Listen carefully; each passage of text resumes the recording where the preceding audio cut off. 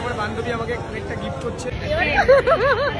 তো বুঝতেই তো পারছো কাকের সঙ্গে বেরোইছিলাম। তো এখন তো আমি রেডি হয়ে ভেটকায় বসে রয়েছি, কখন ট্রেন আসবে। এই গরমে আগে আমরা বেরোয় গলায় পানি ঢালিছিলাম। আমার বর তো বলেছিল যে খাবেই না লস্যি, তারপর দেখো যেই আমি খাচ্ছিলাম সেই দেহে অমনি ওর লোভ লাগে গেল। তারপর কিন্তু আবার রোদের মধ্যে আমরা বেরোই পড়েছিলাম আমাকে গন্তব্যস্থলে যাওয়ার জন্য। তারপর তো জানোই গন্তব্যস্থলে ঢুকার সামনে এই ঝাঁকানাকার ড্রেসগুলোর সঙ্গে দেখা হয়ে যায় আগে। তো ফাইনালি আমাদের গন্তব্যস্থল সিরা মার্কেটে চলে আইছিলাম। তো এখন আমার চিনতে ভুল হয় না, কারণ আমাকে ফ্যামিলি শপিং মানেই সিরামে আসে। ঢুকেই তো শিবমের সঙ্গে দেখা হয়ে গেল। এর মধ্যেই দেখি দুইজনে মিলে বাইরে দাঁড়ায় রয়েছে। আমি একটু ভিডিও করছিলাম শিবমের।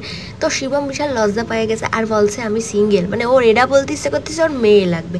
তো যারা যারা সিঙ্গেল অবশ্যই আমার এই বন্ধুর জন্য একটা কমেন্ট করে যায়। তারপরে আমার ফোনের কথা আর কি কব, আমাদের এই আইফোনের একটা সমস্যা হতেই থাকে, তাই ফোনের সেটিংটা একটু শিবমরে বললাম একটু ঠিক করে দিই। আমরা এখানে আইছিলাম কিন্তু তিতলিদির বার্থডে ড্রেস পছন্দ করতে, এরা এর মধ্যে জিন্স মিন্স পছন্দ করছে। কয়টা কি মানা যায়? সারা দোকান জুড়ে এত ড্রেস দেখলো এত ড্রেস দেখলো, এই মাইয়াটার একটা ড্রেসও পছন্দ হইলো না।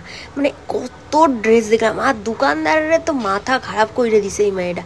কিন্তু প্রত্যেকটা ড্রেস খুবই সুন্দর ছিল, তবে ড্রেস বুঝেই পারছিল না কোনটা নেবে। আইছিলাম তিতলিদির বার্থডে ড্রেস পছন্দ করতে, কিন্তু এইখানে সেই ড্রেসটা আমার এত পছন্দ হয়েছিল। সামনে আমার বরের বার্থডে, এইদিকে মাইয়াটা দেখি জামা দেখা শেষই হয় না, মানে মাথা খারাপ করতে যা পারে। আর আমরা এইখানে বার্থডে ড্রেস পছন্দ করে মরতেছি, আর এইখানে ওর গার্লফ্রেন্ডের জন্য জামা পছন্দ করতেছে। বলো, বলছে আমার গার্লফ্রেন্ড থাকলে তার এই জামাটা গিফট করতাম। মানে কি কব, এক একজন আছে এক একজনের আনন্দে। এইদিকে আমি আমার বরের একটা ভিডিও ক্লিপ নিচ্ছিলাম লুকিয়ে, তার মধ্যে সব ভ্যাসকাই দিল এই দুইজন। আমাকে কেনাকাটা একদম কমপ্লিট।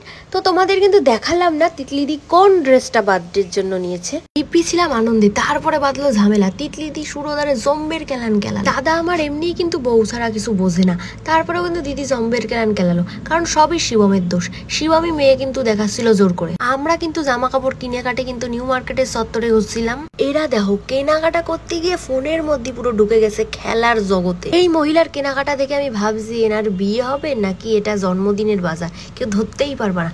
জুতো জামা কাপড় যেইটা পাচ্ছে সেইটাই ব্যাগে ঢুকাচ্ছে। এইখানে আসলে এত পছন্দ হয় না, এইটা কিনি ওইটা কিনি সেইটা কিনি মনে হয়।